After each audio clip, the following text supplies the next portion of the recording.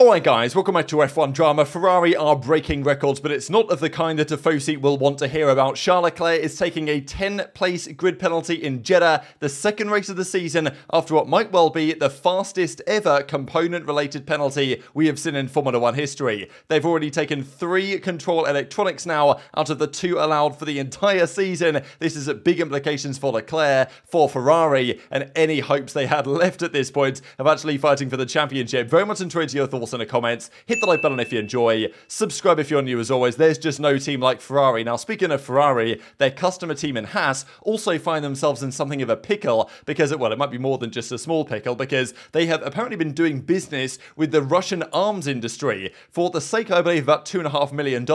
Now, they've been accused as a result of violating sanctions. The story goes, so we know that Haas had relationships with Uralkali, right, who sponsored them from Russia, and then that, of course, relationship fell apart because of the Russian invasion of Ukraine. Then Nikita Mazepin was gone. All this stuff happened roughly a year and a little bit ago at this point. So Haas then became more of an American team. They partnered up with MoneyGram. They've got more money, and Haas look like they're in a promising position at the moment. However, several sanctioned enterprises in the Russian arms industry have apparently been supplied with precision machining tools manufactured in Haas's facility in California in what may represent, and probably does represent, a breach of American sanctions. That's according to documents filed with the US Treasury and the Department of Commerce late last month. Legal experts believe the company is aware, or should have been aware, of its equipment being used by Russian military plants. So this is not something that is allowed. I think even, as we see here, the Economic Security Council of Ukraine has alleged that Haas Automation has been involved in business with Russia's armed industry. And I don't know what this means in terms of fines or potential repercussions. I'm sure we'd have to get the lawyers involved, but still, pretty big deal and not exactly ideal. I'm sure Gunter's going to be on the phone to Gene asking him what exactly is going on here because, I mean, yeah, damn, not exactly the greatest start to the season for Haas in Bahrain and not the greatest start to the season off the track as well, but it's the case on and off the track for Ferrari regardless. Now, we go to the Saudi Arabian Grand Prix. A few changes to the track here, a couple of which are visibility related. There's a few corners now that have been widened. The corner is the same, but you can see further around the corner than before, so if there is some sort of instant up ahead, you can actually take evasive action because, I mean, look, Jeddah's been a pretty dangerous circuit. I think it's a phenomenal circuit, to be honest, in its own way, but it's ripe for collisions and crashes. And, we saw Mick Schumacher, of course, went into the wall pretty hard last year, and there's been other examples as well. Leclerc in 2021, right, went into this wall, actually, right, you guys can see on screen. They've also changed the DRS detection zone. You guys might well remember that, well, in 2021, it was the case with when Verstappen was asked to let Hamilton pass, but he didn't want to let him pass, like, after the DRS activation or detection points. So Hamilton then realized what Verstappen was doing, slowed down, and then Verstappen didn't want to let Hamilton through, so then he brake tested him, right, and then we got the incident that happened there. And last year, a similar thing occurred, as we saw when both Leclerc and Verstappen locked up going into the final corner, and this is because the activation, or the detection point, sorry, is here, just before the final corner, for the activation on the main straight. So you want to be behind at this point, so you can then overtake again on the main straight, and the drivers are playing DRS chicken with it. And this often, okay, maybe it's kind of fun to watch at times, but it does create problems if there's a driver close behind. If there's 2 drivers playing DRS chicken, both wanted to go as slow as possible, another driver behind is clattering in because he's got no reason to slow down, then it creates potential issues. So they're trying to change that now, and the detection point will go further around the corner, so you're incentivized to go into the corner first, get out of the corner first, and then try and hold on. And if you do want DRS, then just stay behind. You've got to stay behind through the entire corner effectively, which maybe makes a fair bit of sense. So that's one change that's going on there. And let's talk about Ferrari. So yesterday we heard the news that they didn't fully understand why Leclerc retired in Bahrain. This, of course, is not exactly ideal because we thought, okay, is it an issue with the energy store, effectively the battery? Is it an issue with the control electronics, the electric pack that powers all the car and stuff? Like, was that the problem? And we believe that was the problem in Bahrain. But then they were saying, well, we don't really know yet,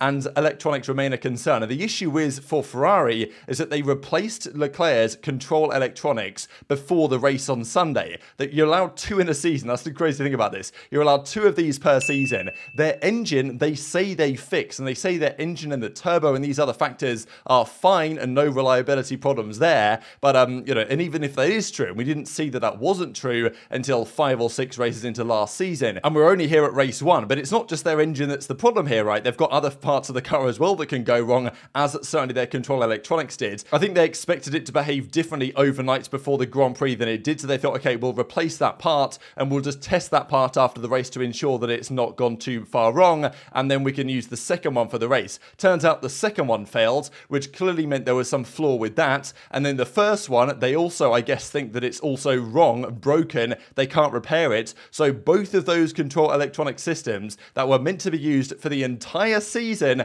are now already dead and buried and can't be brought back. And you've got to hope that whatever another one they bring this weekend actually works as intended and doesn't also have the same flaw. So, whatever that reason was, Ferrari still don't know, but they're like, all right, lads, we'll just put a new one in. I hope it works this time. I don't really know, but the fact that the one part of their car that failed already in that Grand Prix was, they already, two of them were wrong, and you only get two for a season. Like, this is incredible stuff. Ferrari find new ways to boggle the mind on how they can possibly blow a race or a championship or a title fight, because, look, already it was looking bad for them after the race pace in Bahrain. Now, especially with Leclerc being, you would imagine, the only guy on their team that theoretically could challenge Verstappen, is almost out of the running already. He's going to be a lot of points behind Verstappen after just these first two rounds, unless something goes crazy in the race in Jeddah. And then Vasseur confirms it, and confirmed now by Formula 1 as well, just a couple of hours ago, that Leclerc will receive a grid penalty at the Saudi Arabian Grand Prix. Look, we saw a couple of times last season Leclerc had to take penalties, but usually when they take their penalties, for example, Canada last year, he took a penalty, but he was able to take a new ICE, a new turbo, a new basically everything, because he was going to start from the back anyway, so they just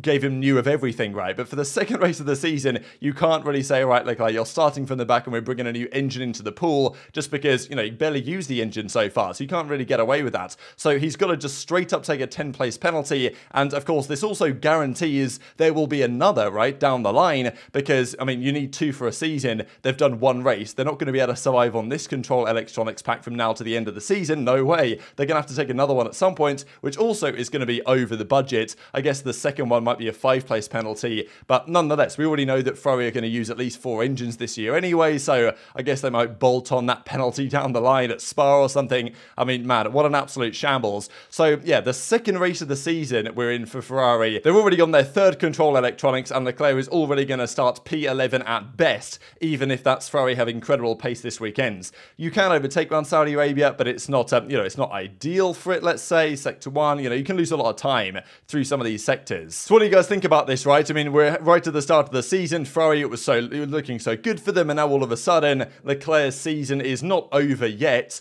but, look, come on, right? 0 points to the first race, another reliability problem here, as he had last season, and then straight into a 10-place grid penalty. It's got to be somewhat demoralizing for Leclerc, given that last year, from about mid-season last year, all the points was, okay, yeah, we're moving forward, next year's going to be our year type thing, and it's obviously gone wrong, basically as quick as it started. Now, Fred Vasseur says it's one bad race out of 23, he's motivated. This is almost something you can imagine Bonotto saying, right? It's like, oh, it's just one bad race out of 23, guys, don't worry, the other 22 races are going to be absolutely fantastic, no problems at all. I'm not exactly sure I buy that one, but look, he says he's pushing with the team to try and get the best from everyone. Vasseur also responds to some of the concerns about turning down the power units and says that, the reliability problems we had doesn't mean we have to turn down the power. Now, whether they do or not, I don't know. Probably the control electronics isn't related to the amount of power the engine is putting out. It's another factor which I guess they overlooked entirely in all their pre-season testing that no other team has really run into. So just Ferrari things, I suppose. He also comments on the internal drama that may or may not be happening at Ferrari, reported widely in the Italian media that internally it's a complete mess over there. But Vasseur disagrees, and he says Laura Mekies, who's rumoured to leave, that was apparently a rumour several months ago, and Vasseur has spoken to him, and now he is fully on board, and I trust him. We have a very good partnership. He will be one of the pillars of the future the company is counting on. So I don't know what's going on there internally at Ferrari. There's questions as to whether this has been leaked by the media to try and allow the F1 team to have a little bit more autonomy from Ferrari as an organisation, because Benedetto Vigna, the CEO at Ferrari, who is maybe, stirring around the pot a little bit in the F1 team more so than some of the F1 team guys would like to be the case. So I don't know, maybe that's an indication of what's going on there. He also mentioned that he's confident that in Jeddah and Australia they're bringing some upgrades to the Ferrari SF23, so they're hoping that Bahrain was not the ultimate scenario in terms of where their performance lies. And Mercedes are doing the same thing. A couple of quick comments here from Toto Wolff where he says they are bringing some small developments to the car. They're not game changers, they can start to take them in the right direction. And he also says that, in the longer term, we're focusing our development on how we get to the front front, but in the short term, it's about leaving no stone unturned for performance, and he already said a couple of days ago that he believes this track will be much better for Mercedes, given that they seem rather rear limited, and their tyre degradation isn't so good given the lack of downforce, so they might be better in Jeddah. We'll see. Mercedes seem confident they will be. They've got a couple of small things bringing as well, so it's unknown how the teams will fare this weekend, but Ferrari know that at the very least, they're going to have one driver in P11 or even further back in Charles Leclerc in what is pretty much a disastrous turn of events for Ferrari's start of the season. What does it mean for Verstappen, right? Is he just sitting there having a glass of champagne thinking the championship was already won? Because I wouldn't blame him given the way it's gone, and Ferrari don't look like on this evidence they're going to be able to put up a credible challenge this season. Also to mention, the Austrian Grand Prix at the Red Bull Ring near Spielberg has been added to the calendar till 2027. Good news, I think. Good circuit, you know, classic European track, and also beautiful location in Austria. So always fun scenery around that race as well. And also to mention, because this could be a pretty iconic or historic, weekends in history, because since 2009, Lewis Hamilton has won 94 Grand Prix and Red Bull Racing have won 93 Grand Prix. And this is the first time in quite some time where Red Bull can change that number around. And if they win this weekend, as they probably will, then they will tie and soon overtake Hamilton's wins since 2009. So very much enjoyed your thoughts in the comments. Hit the like button if you enjoyed. Subscribe if you're new. Take care, and I'll see you next time.